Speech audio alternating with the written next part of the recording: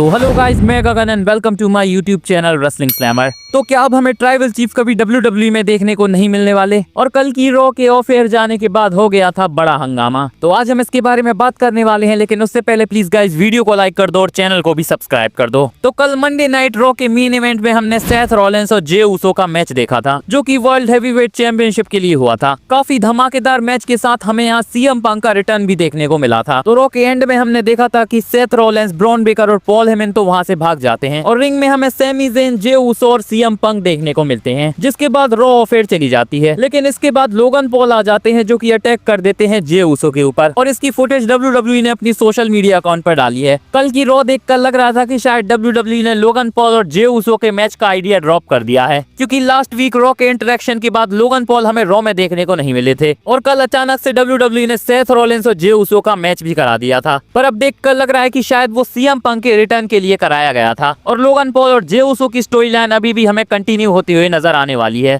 Backlash को होने में अब बस कुछ ही दिन बचे हैं, तो देखकर लग नहीं रहा है कि WWE इनका मैच बैकलैश में कराने वाली है। तो चांसेस हैं कि इनका मैच बैकलैश के बाद सैटरडे नाइट मेन इवेंट में देखने को मिल सकता है, और WWE को टाइम भी मिल जाएगा इसे बिल्ड करने के लिए। वैसे कल की रॉ में कोई रिजल्ट नहीं निकला था सेथ रॉलिंस और जे उसो के मैच का, तो अभी भी चांसेस हैं कि सेथ रॉलिंस और जे उसो का मैच हमें फिर से कहीं ना कहीं देखने को मिलने वाला है, और इस बार रोमन रेंस उन्हें स्क्रू कर सकते हैं। वैसे भी रोमन रेंस की चैंपियनशिप हारने में सबसे बड़ा हाथ सेथ रॉलिंस का ही था, तो यहाँ स्टोरी लाइन के हिसाब से भी बहुत अच्छा सेंस बन जाएगा। फिलहाल देखकर लग रहा है कि सैमी ज़ेन और CM पंक का हमें टैग टीम एक्शन देखने को मिल सकता है सेथ रॉलिंस और ब्रॉन बेकर के साथ, और ये मैच भी हमें सैटरडे नाइट मेन इवेंट में देखने को मिल सकता है। चलिए अब बात करते हैं अलायंस की। तो काफी टाइम पहले WWE से रिलीज होने के बाद आज अलायंस ने NXT में रिटर्न कर लिया है, और आज उन्होंने NXT की वर्ल्ड चैंपियनशिप के लिए होने वाली नंबर 1 कंटेंडरशिप बैटल रॉयल में परफॉर्म किया। यहाँ अलायंस जीत तो नहीं पाए, लेकिन फैंस बहुत खुश थे अलायंस को WWE में वापस देखकर। अलायंस फिलहाल TNA के पार्ट हैं, और TNA और WWE की फिलहाल डील के चलते वो हमें NXT में देखने को मिले थे। वैसे फैंस का रिएक्शन देखकर लग रहा है कि WWE फिर से कंसीडर कर सकती है अलायंस को WWE में लाने के लिए। वैसे रिटर्न की बात कर रहे हैं तो WWE में रूमर्स हैं कि हमें एल्बर्टो डेल रियो देखने को मिल सकते हैं। एल्बर्टो डेल रियो फिलहाल AAA का पार्ट हैं, और WWE हाल ही में पार्टनरशिप बना चुकी है AAA के साथ,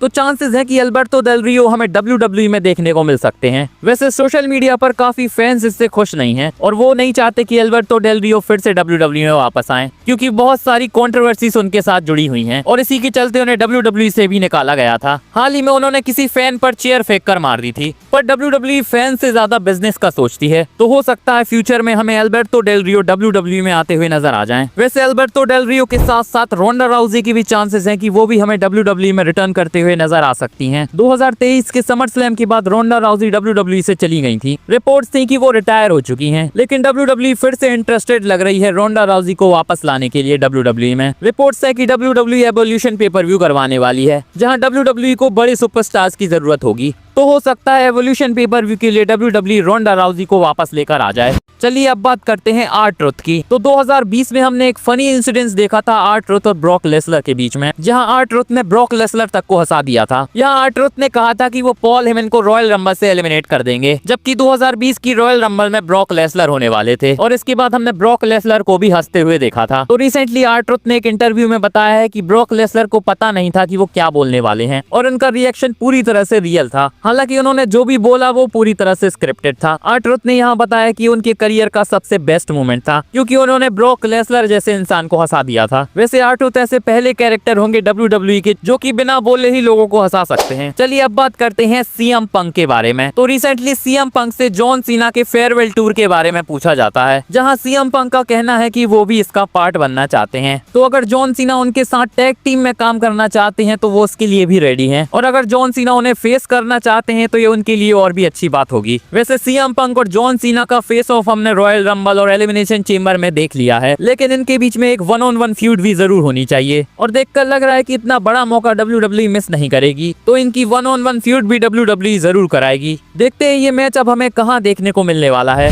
रिसेंटली एक बड़ा रूमर निकल कर आ रहा है रोमन रेंस के बारे में, जहां बताया जा रहा है कि हो सकता है हमें रोमन रेंस का कैरेक्टर चेंज होते हुए नजर आ जाए। फिलहाल रोमन रेंस ट्राइबल चीफ हैं, लेकिन उनके पास कोई भी ट्राइब नहीं है, और बिना टीम के ट्राइबल चीफ कैसे हो सकता है? तो हो सकता है अब WWE उनके रिटर्न के साथ उनके कैरेक्टर में भी चेंज कर दे और एक नए निकनेम के साथ हमें रोमन रेंस रिटर्न करते हुए नजर आ जाएं। फिलहाल रोमन रेंस का कैरेक्टर भी फेस और हील के बीच का है, तो हो सकता है WWE उन्हें प्रॉपर मेगा बेबी फेस की तरह लेकर आ सकती है। तो देखते हैं रोमन रेंस के रिटर्न के साथ हमें उनके कैरेक्टर में कुछ चेंजेस नजर आते भी हैं या नहीं। बाकी मेरी ये वीडियो अच्छी लगी हो तो प्लीज गाइस इसे लाइक कर दो और मेरे चैनल रेसलिंग स्लैमर को भी सब्सक्राइब कर दो और बेल आइकन को भी दबा दो ताकि मेरी वीडियो की अपडेट आप तक पहुंचती रहे। मिलते हैं नेक्स्ट वीडियो में, धन्यवाद।